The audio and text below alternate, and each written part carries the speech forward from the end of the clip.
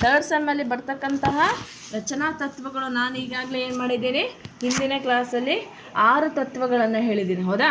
ಹಾಗಾದರೆ ಬರ್ತಕ್ಕಂತಹ ನೆಕ್ಸ್ಟ್ 6 ತತ್ವಗಳು, ವಿವಿಧತೆಯ ತತ್ವಗಳ ಮಟ್ಟ ಹೇಳಿದೆ. ಮೊದಲನೇದಾಗಿ ಯಾವ್ದು ಹೇಳಿದ್ದೆ ನಾನು?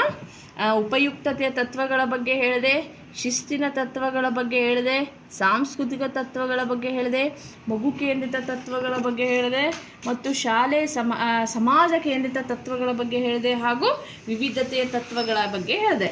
ಹಾಗಾದರೆ ನೆಕ್ಸ್ಟ್ ಬರ್ತಕ್ಕಂತಹ ತತ್ವ ಯಾವುದಪ್ಪ ಅಂದರೆ ಪ್ರಿನ್ಸಿಪಲ್ ಪ್ರಾಯೋಗಿಕ ತತ್ವ, ದಿ ಪ್ರಿನ್ಸಿಪಲ್ ಆಫ್ ಪ್ರಾಕ್ಟಿಸಬಿಲಿಟಿ ಅಂತ ಬರ್ತಿದೆ. ಹೌದಾ?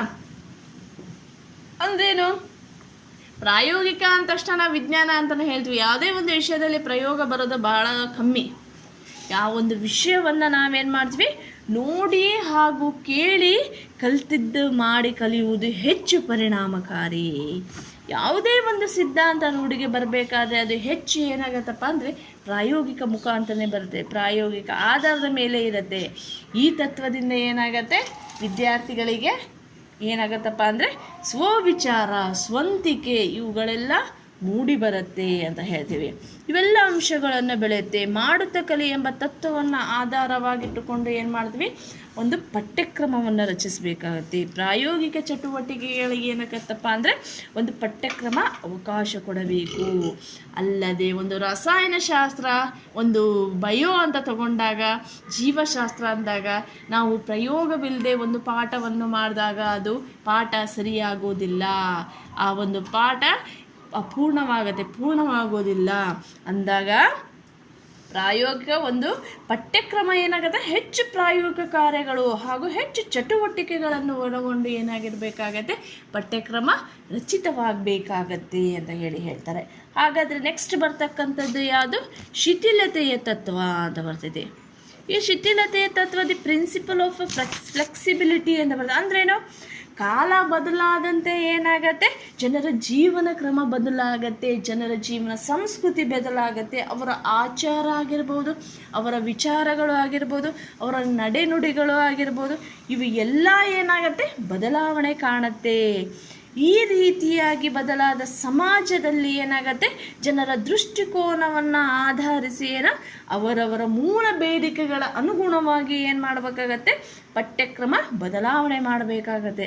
ಅಂದರೆ ಅದರ ಸ್ಥಿತಿಯನ್ನು ಹೊಂದಿರಬಾರ್ದು. ವೈಜ್ಞಾನಿಕವಾಗಿ, ತಾಂತ್ರಿಕತೆಯಾಗಿ ಸಮಾಜದ ಸಮಸ್ಯೆಗಳನ್ನು ಏನು ಮಾಡಬೇಕು, ಅವುಗಳಿಗೆ ಪರಿಹಾರ, ಅವುಗಳ ಅನುಗುಣವಾಗಿ ಏನು ಮಾಡಬೇಕಾಗತ್ತೆ, ಸಂದರ್ಭಕ್ಕೆ ಕಾಲಕ್ಕೆ ಬದಲಾಗುತ್ತಿರುವ ಒಂದು ಸಮಾಜದ ದೃಷ್ಟಿಕೋನವನ್ನು ಅರಿತು ಏನು ಮಾಡಬೇಕಾಗತ್ತೆ, ಪಠ್ಯಕ್ರಮ ರಚನೆಯಾಗಬೇಕು ಅಂತ ಹೇಳ್ತಾರೆ. ಇದು ಶಿಥಿಲತೆಯ ತತ್ವ. ಅವರ ಬೇಡಿಕೆಗಳನ್ನು ಈಡೇರಿಸಿ ಏನು ಮಾಡಬೇಕು, ಯಾವ ರೀತಿಯಾಗಿ ಅವುಗಳನ್ನು ಪಠ್ಯಕ್ರಮ ರಚನೆಯಾಗಬೇಕು ಅಂತ ಹೇಳ್ತಾರೆ. ನೆಕ್ಸ್ಟ್ ಬರ್ತಕ್ಕಂಥದ್ದು ಯಾವುದು? ಮುಂದಾಲೋಚನೆಯ ತತ್ವ. ಈ ಮುಂದಾಲೋಚನೆ ತತ್ವದಲ್ಲಿ ಏನಾಗತ್ತಪ್ಪ ಅಂದರೆ ನೀವು ನೋಡ್ಬೋದು, the principle of forward looking ಅಂತ ಬರ್ತಿದೆ. ಇಲ್ಲೂ ಏನು, ಯಾವುದೇ ಒಂದು ಕಾರ್ಯಕ್ಕೆ ಏನಪ್ಪ ಅಂದರೆ ಗುರಿ ಅವಶ್ಯಕ. ಹೌದಾ? ಒಂದು ಕಾರ್ಯಕ್ಕೆ ಗುರಿನೇ ಇಲ್ಲದೆ ನಾವು ಯಾವುದಾದ್ರು ಒಂದು ಕೆಲಸ ಮಾಡಿದ್ರೆ ಅದೊಂದು ಕೆಲಸ ಸರಿಯಾಗತ್ತಾ? ಆ ಕೆಲಸ ಸರಿಯಾಗೋದಿಲ್ಲ. ಗುರಿ ಕಾರ್ಯ ಎಂಬುದ ಒಂದು ಆರಂಭಿಕ ಹಂತ ಅಂತಲೇ ಕರಿತೀವಿ.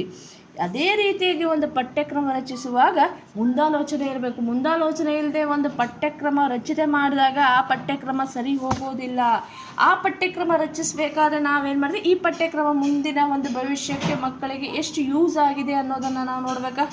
ಹೌದಾ? ಭವಿಷ್ಯದಲ್ಲಿ ಬೇಕಾಗುವಂಥ ಎಲ್ಲ ಸಂಗತಿಗಳನ್ನು, ಎಲ್ಲ ವಿಚಾರಗಳನ್ನು ತಿಳಿಸಲು, ಅದನ್ನು ಮುಂಜಾಗ್ರತವಾಗಿ ಬಹಿರಂಗಪಡಿಸಲು ಅವಕಾಶವನ್ನು ಕಲ್ಪಿಸಬೇಕಾಗತ್ತೆ. ಹೌದಾ? ಭವಿಷ್ಯದಲ್ಲಿ ಸಮಾಜದಲ್ಲಿ ಮಗುವಿನ ಪಾತ್ರ ಏನು ಎಂಬ ಅಂಶಗಳನ್ನೆಲ್ಲ ಗಣನೆಗೆ ತೆಗೆದುಕೊಂಡು ಏನು ಮಾಡಬೇಕು, ಪಠ್ಯಕ್ರಮ ರಚನೆ ಆಗಬೇಕಾಗತ್ತೆ. ಈಗ ನೋಡ್ಬೋದು, ಪ್ರೈಮರಿ ಆಗಿರ್ಬೋದು, ಹೈಸ್ಕೂಲ್ ಆಗಿರ್ಬೋದು, PU ಆಗಿರ್ಬೋದು, ಡಿಗ್ರಿ ನೋಡ್ಬೋದು, ಎಲ್ಲವೂ ಅವಕ್ಕೋದ್ರೆ ಒಂದೊಂದು ರಿಲೇಷನ್ಸ್ಗಳು ಬಂದೇ ಬರ್ತಿದೆ. ಒಂದೆಲ್ಲ ಒಂದೇನಪ್ಪ ಅಂತ ಕೋರಿಲೇಷನು. ಹಿಂದಿನ ಕ್ಲಾಸಲ್ಲಿ ನಾವು ಅಂತೀವಿ, ಪ್ರೀವಿಯಸ್ ಕ್ಲಾಸಲ್ಲಿ ಓದಿದ್ವಿ ಇದನ್ನ, ಡಿಗ್ರಿಯಲ್ಲಿ ಮಾಡಿದ್ವಿ, ಹೈಸ್ಕೂಲಲ್ಲಿ ಮಾಡಿದ್ವಿ ಅಂತ ಬರ್ತಿದ್ಲ. ಸೊ ಇದು ಏನಪ್ಪ ಅಂದರೆ ಒಂದಕ್ಕೊಂದು ಕೋರಿಲೇಷನ್ಸ್ಗಳು ಒಂದು ವಿಷಯ ಇದೆ ಅಂದಾಗ ಮಗುವಿಗೆ ಒಂದು ಪಠ್ಯಕ್ರಮ ರಚನೆ ಮಾಡಬೇಕಾದ್ರೂ ಸಹ ಮುಂದಾಲೋಚನೆ ಇರಬೇಕಾಗತ್ತೆ. ಮುಂದಾಲೋಚನೆ ಇಟ್ಟುಕೊಂಡು ಒಂದು ಪಠ್ಯಕ್ರಮ ರಚಿಸಬೇಕಾಗತ್ತೆ. ಸುಮ್ಮನೆ ಒಂದು ಪಠ್ಯಕ್ರಮ ಮಾಡಿ ಆ ಪಾಠವನ್ನು ಅಲ್ಲೇ ಓದಿಬಿಟ್ರೆ ಅದು ಮುಂದೆ ಏನು ಯೂಸೇ ಇಲ್ಲ ಅಂದಾಗ ಏನಾಗುತ್ತೆ, ಮಾಡಿದರೆ ಎಲ್ಲರಿಗೂ ಅದು ಉಪಯೋಗ ಆಗೋದಿಲ್ಲ. ಒಂದು ಪಠ್ಯಕ್ರಮ ರಚಿಸಬೇಕಾದ್ರೇನು ಎಲ್ಲ ಒಂದು ಅಂಶಗಳನ್ನು ಗಣನೆಗೆ ತೆಗೆದುಕೊಂಡು ಒಂದು ಪಾಠವನ್ನು ಮಾಡಬೇಕಾಗತ್ತೆ, ಪಠ್ಯಕ್ರಮವನ್ನು ಮಾಡಬೇಕಾಗತ್ತೆ. ಹಾಗಾದರೆ 10ನೇದು ಬರೋದು ಯಾವುದು? ಸೃಜನಶೀಲತೆಯ ತತ್ವ. ಈ ಸೃಜನಶೀಲ ತತ್ವ ಅಂದರೆ ದಿ ಪ್ರಿನ್ಸಿಪಲ್ ಆಫ್ ಕ್ರಿಯೇಟಿವಿಟಿ ಅಂತ.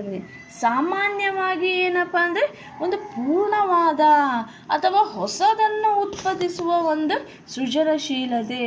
ಇದು ಹುಟ್ಟುಗುಣ ಆದರೆ ಏನಪ್ಪ ಅಂದರೆ ಇದಕ್ಕೇನಾಗತ್ತಪ್ಪ ಅಂದರೆ ಒಂದು ತರಬೇತಿ ಅವಶ್ಯಕ.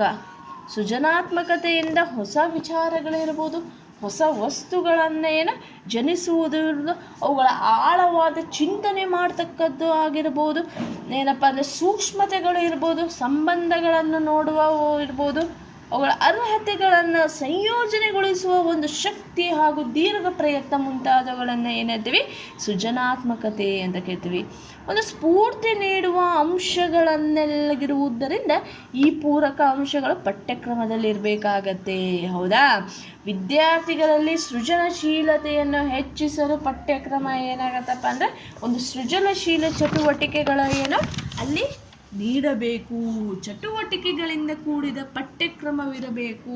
ಎಕ್ಸ್ಪರ್ಟ್ಸ್ಗಳ ಏನಾಗುತ್ತಪ್ಪ ಬೋರಿಂಗ್ ಆಗೋದಿಲ್ಲ. ಒಂದು ವಿಷಯವು ಚಟುವಟಿಕೆ ಪೂರಿತವಾದ ವಿಷಯ ತಗೊಳ್ಳಿ ಅಂದಾಗ ಆ ಮಗು ಸರಿಯಾಗಿ ಒಂದು ವಿಷಯವನ್ನು ಸಂಪೂರ್ಣವಾಗಿ ಅರ್ಥ ಮಾಡಿಕೊಂಡು ವಿಷಯವನ್ನು ನೆನಪಿಗೆ ಹಾರೋದಿಲ್ಲ. ಚಟುವಟಿಕೆ ಮುಖಾಂತರ, ಪ್ರಾಯೋಗಿಕ ಮುಖಾಂತರ ಮಾಡಬೇಕಾಗತ್ತೆ ಒಂದು ವಿಷಯವನ್ನು. ಆ ಮಗು ಯಾವುದೇ ಒಂದು ವಿಷಯವನ್ನು ಸರಿಯಾಗಿ ಆ ಒಂದು ವಿಷಯವನ್ನು ಸರಿಯಾಗಿ ಅರ್ಥ ಮಾಡಿಕೊಳ್ಳುವ ಒಂದು ಸಾಮರ್ಥ್ಯ ಇರುತ್ತೆ ಅಂತ ಹೇಳ್ತೀವಿ. ಗೊತ್ತಾಯ್ತಾ? ಹಾಗಾದರೆ ನೆಕ್ಸ್ಟ್ ಬರ್ತಕ್ಕಂಥದ್ದು ಯಾವುದು? ಒಂದು ಚಟುವಟಿಕಾ ಕೇಂದ್ರಿತ. ಚಟುವಟಿಕಾ ಕೇಂದ್ರಿತ ಬೋಧನೆ ಏನು? ಕಲಿಕೆಯಲ್ಲಿ ಒಂದು ಹೆಚ್ಚು ಪರಿಣಾಮಕಾರಿಯಾಗತ್ತೆ, ಫಲಿತಾಂಶವನ್ನು ನೀಡುತ್ತೆ, ಮಕ್ಕಳಿಗೆ ಯಾವುದೇ ಬೋರಿಂಗ್ ಬರೋದಿಲ್ಲ. ಪಠ್ಯಕ್ರಮದಲ್ಲಿ ಹೆಚ್ಚು ಚಟುವಟಿಕೆ ಅವಕಾಶ ಕೊಡಬೇಕಾಗತ್ತೆ. ಅವುಗಳು ಏನಾಗುತ್ತೆ? ವಿದ್ಯಾರ್ಥಿಗಳಿಗೆ ಹಾಗೂ ವಿಷಯಕ್ಕೆ ಅನುಗುಣವಾಗಿರಬೇಕಾಗತ್ತೆ. ಹೌದಾ? ಮಕ್ಕಳ ಏನಪ್ಪ ಅಂದರೆ ಚಟುವಟಿಕೆ ಹೆಚ್ಚಿನ ಒಂದು ಆಸ್ಪದ ಕೊಡಬೇಕು. ಮಾಡುತ್ತಾ ಕಲಿ ಎಂಬ ತತ್ವವನ್ನು ಅಳವಡಿಸಿಕೊಂಡಿರಬೇಕು. ಪಠ್ಯಕ್ರಮದಲ್ಲಿ ಒಂದು ಯೋಜನೆ ಆಗಿರ್ಬೋದು, ಸಂಶೋಧನೆ ಆಗಿರ್ಬೋದು, ಚಟುವಟಿಕೆ ಆಗಿರ್ಬೋದು, ಒಂದು ಪ್ರಾತ್ಯಕ್ಷಿಕ ವಿಧಾನಗಳಿಂದ ಅವಕಾಶವನ್ನು ಕಲ್ಪಿಸಬೇಕಾಗತ್ತೆ. ಚಟುವಟಿಕೆ ಕೂಡಿದ ಮಕ್ಕಳು ಏನಾಗತ್ತಾರೆ? ಆ್ಯಕ್ಟಿವ್ ಆಗಿರ್ತಾರೆ. ನೀವು ನೋಡ್ಬೋದು, ಬರೀ ಹೋಗಿ ಕ್ಲಾಸ್ ರೂಮಲ್ಲಿ ಹೋಗಿ ಪಾಠ ಹೇಳ್ಬಂದೆ ಅಂತ ಅವ್ರು ಯಾವ ಆ್ಯಕ್ಟಿವ್ ಇರೋದಿಲ್ಲ.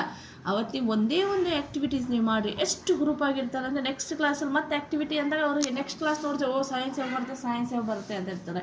ಸೊ ಏನು ಆ್ಯಕ್ಟಿವಿಟಿ ಮುಖಾಂತರ ಮಾಡಿದಾಗ ಒಂದು ಮಗುವಿಗೆ ಒಂದು ವಿಷಯ ಸಂಪೂರ್ಣವಾಗಿ ಅರ್ಥ ಆಗುತ್ತೆ ಅಂತ ಹೇಳ್ತೀವಿ. ಅಂಥ ವಿಷಯಗಳನ್ನು ತಗೊಂಡು ನಾವೇನು ಮಾಡಬೇಕಾಗತ್ತೆ? ಪಾಠವನ್ನು ಮಾಡಬೇಕಾಗತ್ತೆ ಅಂತ ಹೇಳ್ತೀವಿ. ಹೌದಾ? ಹಾಗಾದರೆ ನೆಕ್ಸ್ಟ್ ಬರ್ತಕ್ಕಂಥ ಸಹಸಂಬಂಧ ತತ್ವ. ಈ ಸಹಸಂಬಂಧ ಏನಪ್ಪ ಅಂದರೆ ಒಂದು ಶಿಕ್ಷಣ ಕ್ಷೇತ್ರದಲ್ಲಿ ಅಂದರೆ ಒಳ್ಳೆಯ ಮಹತ್ವವಾದ ಪಾತ್ರವನ್ನು ವಹಿಸುತ್ತೆ. ವಿಷಯವನ್ನು ಕಠಿಣವಾಗಿತ್ತಪ್ಪಂದರೆ ಸರಳಗೊಳಿಸುವುದು ಯಾವುದು? ಒಂದು ಸಹಸಂಬಂಧ ಮುಖಾಂತರ ಅವಶ್ಯಕ ಆಗಿದೆ. ಒಂದು ರಾಸಾಯನ ವಿಷಯ ಬೋಧನೆಯಲ್ಲೂ ಸಹ ಏನಾಗುತ್ತೆ? ಬೇರೆ ಒಂದು ವಿಷಯಗಳೊಂದಿಗೆ ಸಂಹಾರಗೊಳಿಸಿ ಏನಾಗುತ್ತೆ? ಬೋಧಿಸುವಂತಹ ಪಠ್ಯಕ್ರಮ ರಚಿಸಬೇಕು. ಈ ರೀತಿಯ ಒಂದು ಸಹಸಂಬಂಧ ಏನಾಗುತ್ತೆ? ಸಾಮಾನ್ಯವಾಗಿ ಒಂದೇ ರೀತಿಯ ಸ್ವರೂಪ ಹೊಂದಿರುವ ವಿಷಯಗಳ ನಡುವೆ ಇರಬೇಕಾಗತ್ತೆ. ಅಂದರೆ ಕೋರಿಲೇಟೆಡ್ ಕೊಡೋದು. ನಾವು ಸೈನ್ಸಲ್ಲಿ ಆಲ್ಮೋಸ್ಟ್ ಆಗಿ ಏನಾಗತ್ತಪ್ಪ ಅಂದರೆ ಈ ರೀತಿಯಾಗಿ ಸಹಸಂಬಂಧ ಕೊಡೋದು ತುಂಬ ಕಷ್ಟ, ಸಿಗೋದು ಭಾಳ ಕಷ್ಟ. ಸೊ ಏನು ಮಾಡ್ತೀವಿ? ಆಲ್ಮೋಸ್ಟ್ ಇವುಗಳನ್ನೆಲ್ಲ ಏನು ಮಾಡ್ತೀವಿ? ಹಿಸ್ಟ್ರಿ ಸ್ಟೂಡೆಂಟ್ಸ್ಗಳು ಈ ಬಿ ಎದವ್ರು ಮಾಡ್ತಾರೆ. ಅವ್ರಿಗೆ ಸಿಕ್ಕಾಪಟ್ಟೆ ಏನಾಗಪ್ಪ ಅಂದರೆ ಕೋರಿಲೇಷನ್ಸ್ಗಳು ಸಿಗ್ತವೆ. ಒಂದು 45 ನಿಮಿಷ ಪಾಠದಲ್ಲಿ ಸಹಸಂಬಂಧ ಅವರು 1 ಅಥವಾ 2 ಕೊಡಲೇಬೇಕಾಗತ್ತೆ. ಅವರಿಗೆ ಇದು ಏನತ್ತಪ್ಪ ಅಂದರೆ ಬಹಳಷ್ಟು ಮುಖ್ಯವಾಗುತ್ತೆ. ನಮ್ಮಲ್ಲಿ ಭಾಳಷ್ಟು ಕಮ್ಮಿ ನಾವು ರಿಲೇಷನ್ಸ್ಗಳ ಕೊಡೋದು, ಈ ಥರ ಸಹಸಂಬಂಧ ಕೊಡೋದು. ಹೌದಾ?